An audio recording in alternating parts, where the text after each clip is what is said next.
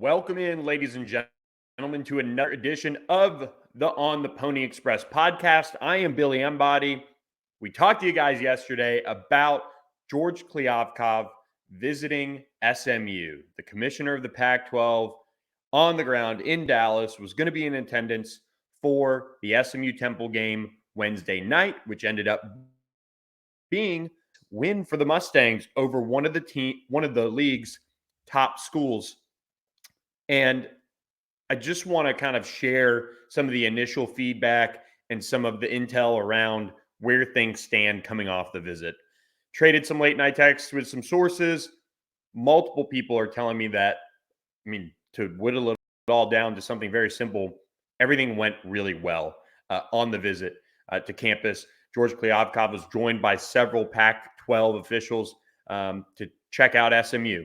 They visited with RGL Turner, athletic director Rick Hart, chairman of the board of trustees David Miller. They were all around the top SMU brass at the basketball game as well. After doing some tours around the campus during the day, having some meetings, going through some of that process, which has been ongoing for months and months and months now between the two sides.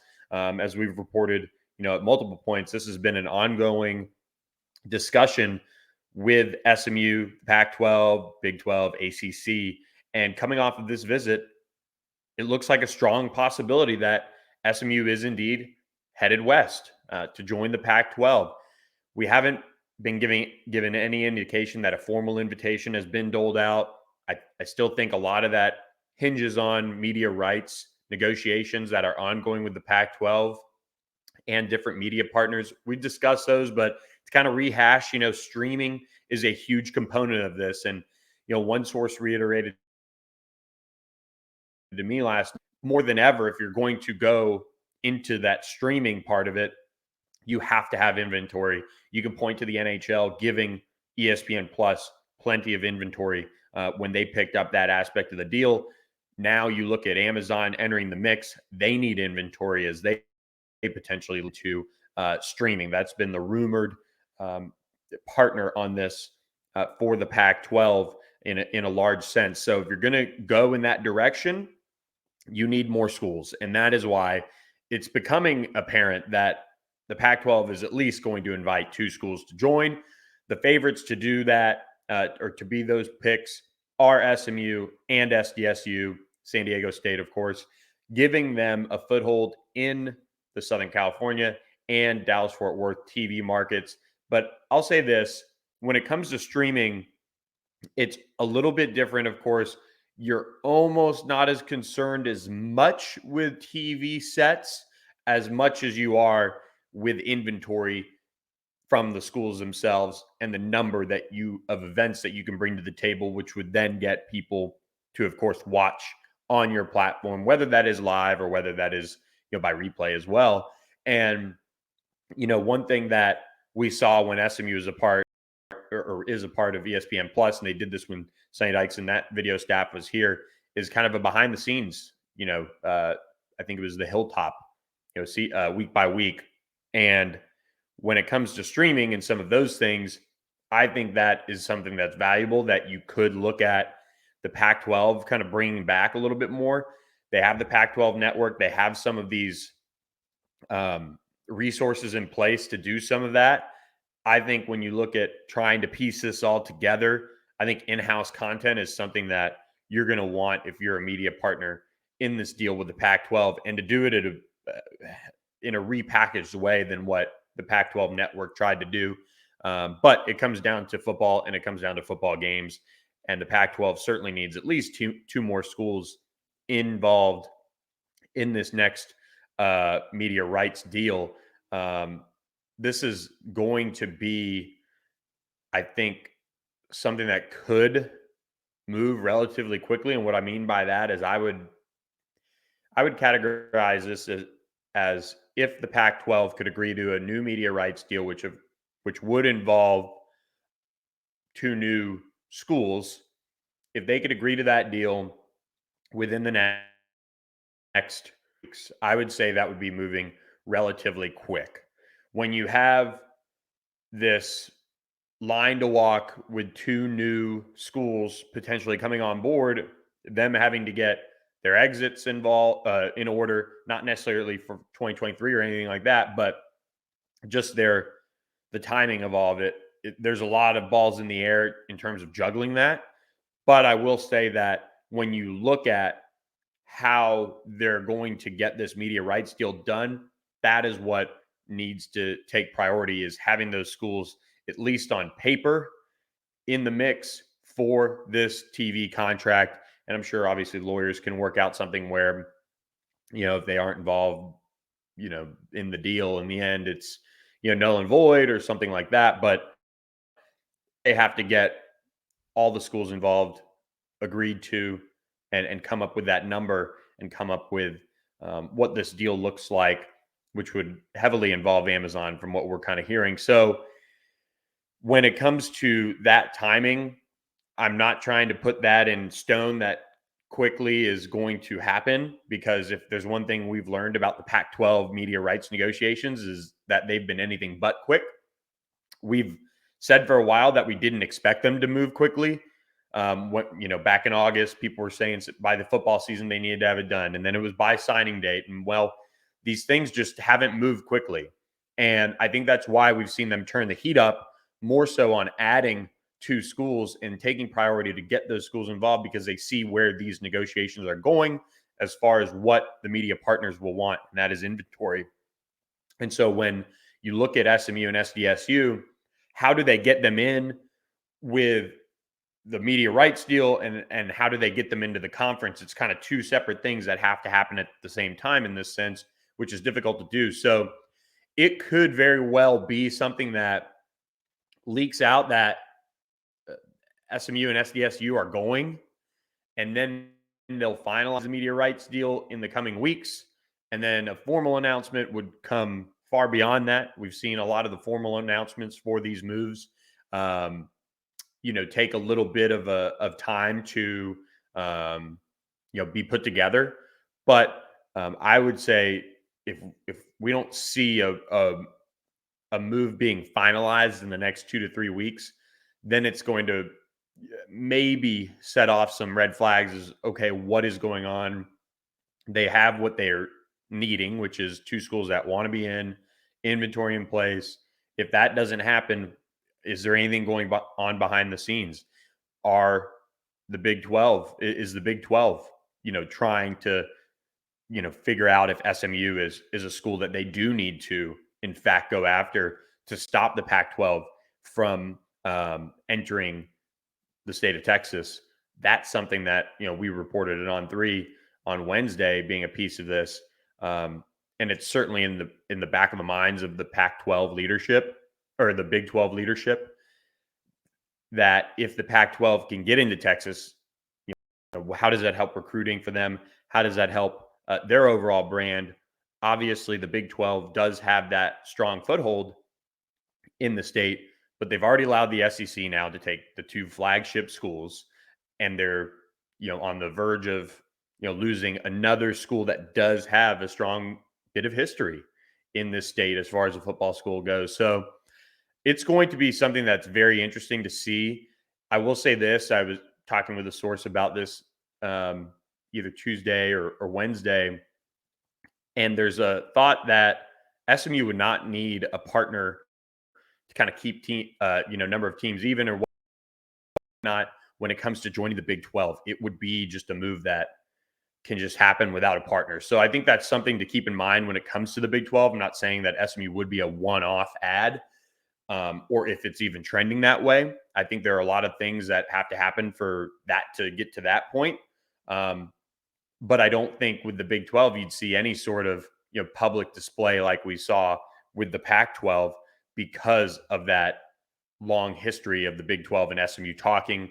They've the Big 12 interviewed SMU. They ran them through their whole run through back when Realignment was major back in, I guess, 2013, 2014 was that major run where back at our prior stop, we were reporting on that really heavily on the ground as interviews were going on. And then obviously in the last round of expansion, SMU wasn't a huge factor when it came to the Big 12 and UCF, Cincinnati, Houston, and BYU ending up going there. But they did have discussions. They know where they stand in terms of that, I feel like. So um, it's going to be interesting to see if the Big 12 does try to make a move here and what that looks like when it comes to trying to, if they choose to stop the Pac 12 from entering Texas. So um, obviously, if SMU did get to the Pac 12, that would take them off the table for years to come in terms of, the Big 12 potentially wanting to end up adding them because the Big 12 does have television sets involved. So SMU doesn't bring many eyes to the table in terms of that, but they can certainly help in terms of TV times and time slots, making sure the Big 12 has a larger share or slightly larger share of those time slots, because the time slots for the Pac 12 will now change if, in fact, SMU does get into the Pac 12. So, before I kind of sum up kind of where I see things overall and where I truly see this trending for SMU, I do want to remind you guys to subscribe to ontheponyexpress.com. $10 for a month gets you on board. Big news that we're following as the Pac-12 continues to consider realignment. Check out, we now have two pieces, one pre-visit, one post-visit, as far as where things stand. Tons of details on there that subscribers are, quite frankly, eating up. So please subscribe. And if you are listening to this on Thursday, reminder, if you get off work, you want to go grab a beer, we'll be at Inwood Tavern on Thursday night for our subscriber meetup. If you're not a subscriber, let me know. And, I'll give you the pitch as to why you should subscribe to the site. So Inwood Tavern Thursday night, the On the Pony Express latest subscriber meetup. So come join a bunch of SMU fans. I think we have probably at least 20, 25 subscribers already locked in to take over Inwood for a bit. So that'll be fun. Now, when it comes to what's next here for SMU, they have put their best foot forward. They have worked so many different angles on this when it comes to realignment, from leagues to consultants that they've had, like Oliver Luck, being heavily involved. They've had President Turner meeting with people. They've had Rick Hart. David Miller has really made this a huge priority for himself to get SMU across this finish line and into the Pac-12. He knows what it would mean to SMU. We saw it last night. You saw that potential. I mean, that was a SMU Temple game. Imagine if it is, an SMU Oregon, SMU Arizona, those type of basketball games. Obviously, SMU has a lot of work to do on the court, despite the win, to get to making that a fun atmosphere. But just having that ability to have it, I think, stood out as far as, hey, this was almost a celebration of sorts that SMU is going to go to the Pac-12. It's really weird to kind of think about because of how public it ended up being.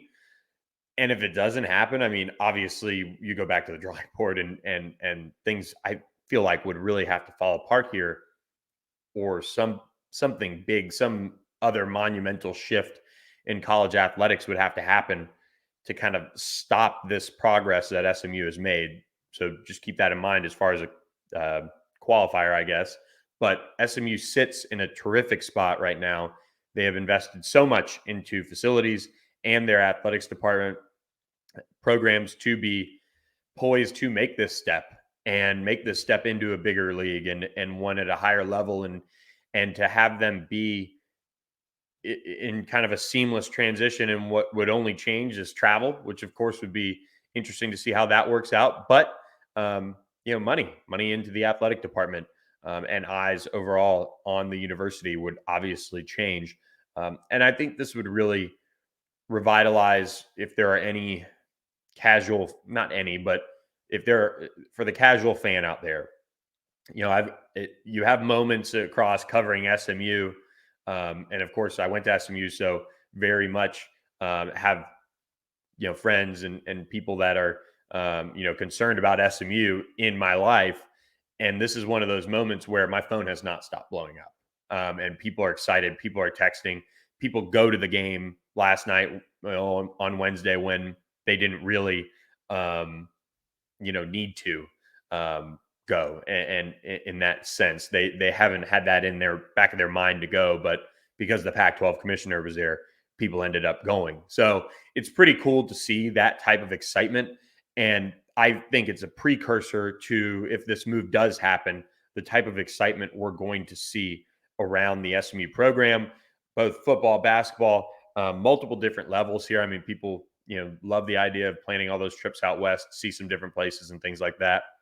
I think it's going to be really, really cool if SMU does get in, obviously. It's huge for the program. It's huge for the school.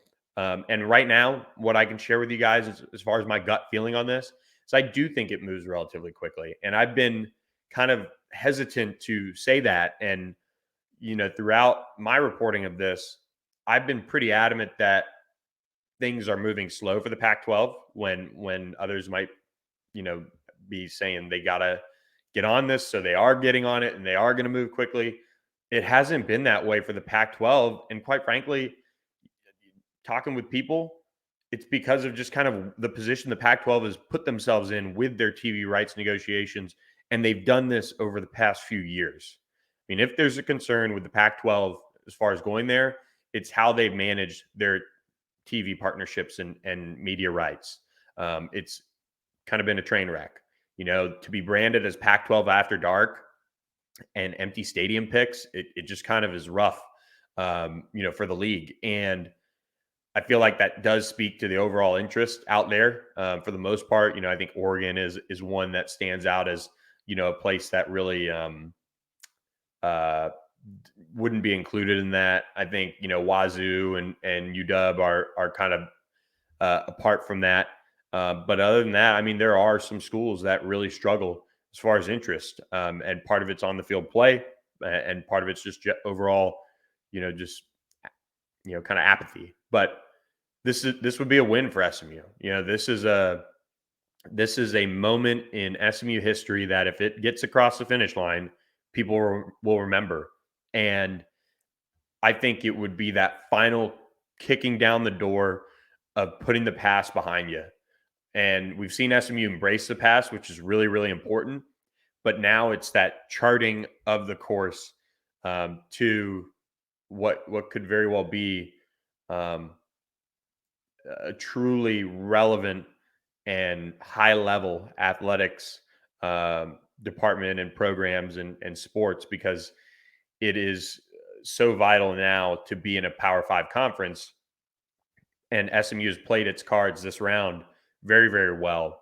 So my gut tells me this moves relatively quickly now that we've had public visits by George Kliavkoff to both SDSU and SMU.